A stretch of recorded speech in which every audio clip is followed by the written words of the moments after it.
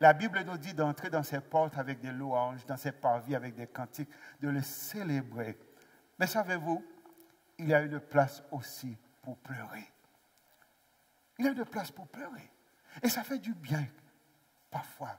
Parce que c'est comme si on a des blessures à l'intérieur. Quand on l'exprime, quand on exprime ses sentiments, eh bien, Dieu est en train de nous guérir. Néhémie a pris le temps de pleurer. Et savez-vous que c'est dans le deuil que commence la responsabilité? Si ça ne vous a pas fait mal, vous n'allez jamais prendre votre responsabilité.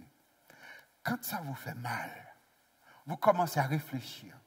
Vous commencez à chercher des alternatives. Vous commencez à chercher des solutions parce que vous êtes maintenant concerné par ce qui est arrivé. Savez-vous que à cause de la prière de cet homme, Dieu a reconstruit toute une ville. Il a donné naissance à nouveau de toute une ville.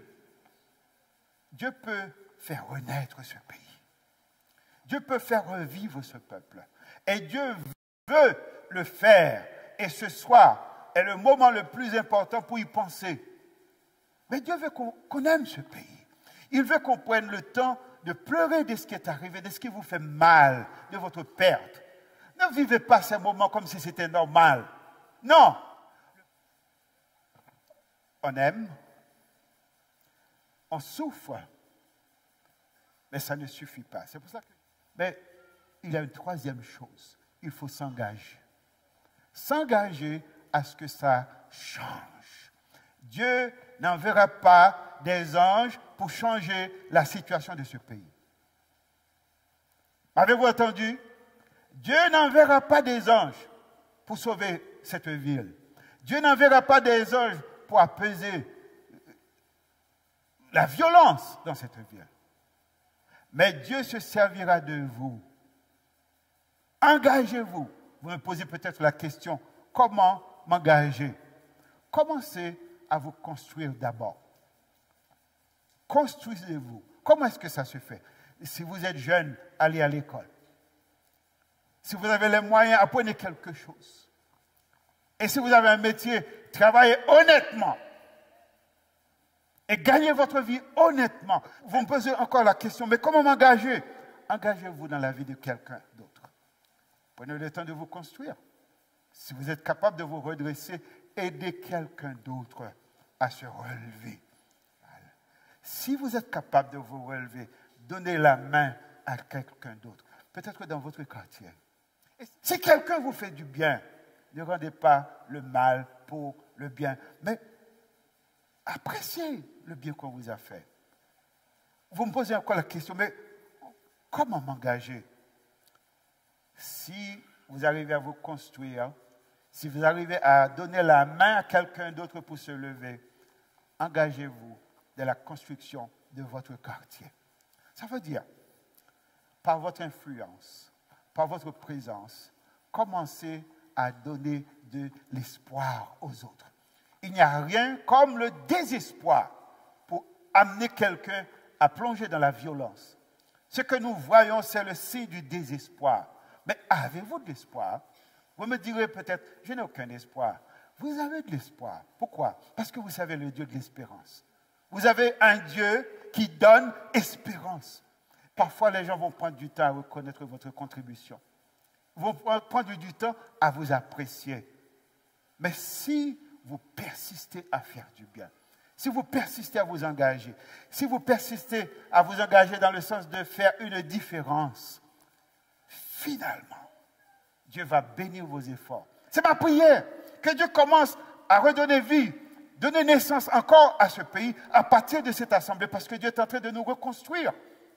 Eh bien, les gens peuvent prendre du temps pour reconnaître votre contribution, mais à cause de vous, Dieu bénira ce pays, Dieu sauvera ce pays, parce que Dieu peut faire au-delà, infiniment, au-delà de tout ce que nous demandons ou pensons.